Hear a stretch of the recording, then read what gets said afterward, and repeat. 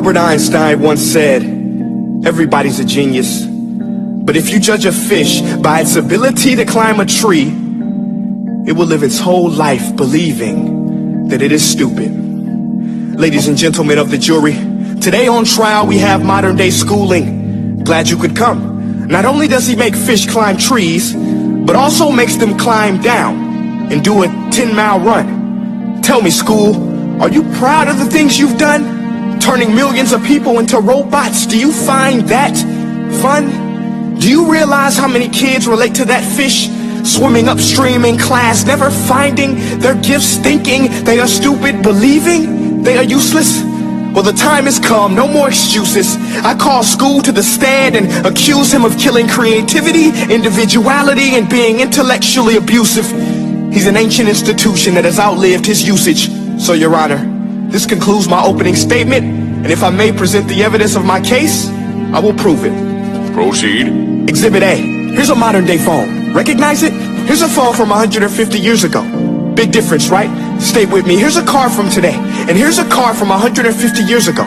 Big difference, right? Well, get this. Here's a classroom of today, and here's a class we used 150 years ago. Now, ain't that a shame?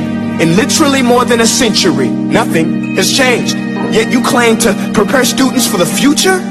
But with evidence like that, I must ask, do you prepare students for the future or the past? I did a background check on you and let the record show that you were made to train people to work in factories, which explains why you put students in straight rows, nice and neat, tell them sit still, raise your hand if you want to speak, give them a short break to eat, and for 8 hours a day tell them what to think. Oh, and make them compete to get an A letter which determines product quality, hence grade A of meat. I get it. Back then, times were different. We all have a past. I myself am no Gandhi. But today, we don't need to make robot zombies. The world has progressed. And now we need people who think creatively, innovatively, critically, independently, with the ability to connect. See, every scientist will tell you that no two brains are the same. And every parent with 2 or more children will confirm that claim.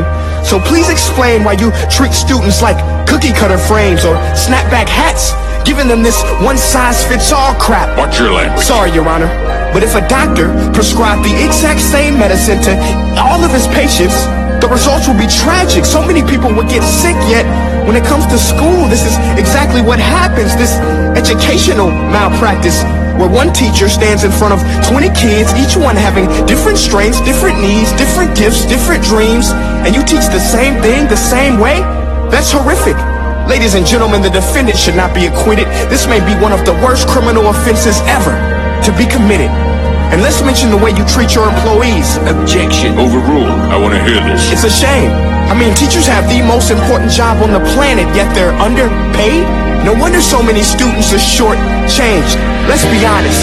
Teachers should earn just as much as doctors, because a doctor can do heart surgery and save the life of a kid.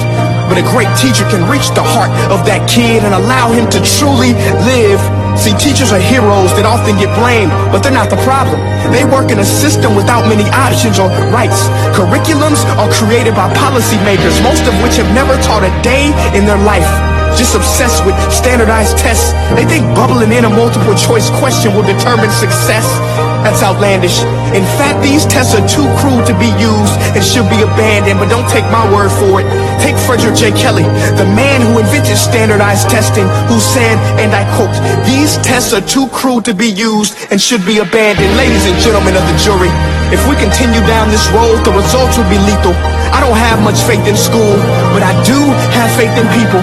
And if we can customize healthcare, cars, and Facebook pages, then it is our duty to do the same for education, to upgrade and change and do away with school spirit, because that's useless. Unless we're working to bring the spirit out of each and every student, that should be our task. No more Common Core. Instead, let's reach the core of every heart in every class. Sure, math is important, but no more than art or dance. Let's give every gift an equal chance. I know this sounds like a dream, but countries like Finland are doing impressive things. They have shorter school days. Teachers make a decent wage. Homework is non-existent, and they focus on collaboration instead of competition. But here's the kicker, boys and girls. Their educational system outperforms every other country in the world. Other places like Singapore are succeeding rapidly. Schools like Montessori, programs like Khan Academy, there is no single solution. But let's get moving, because while students may be 20% of our population, they are 100% of our future. So let's attend to their dreams, and there's no telling what we can achieve.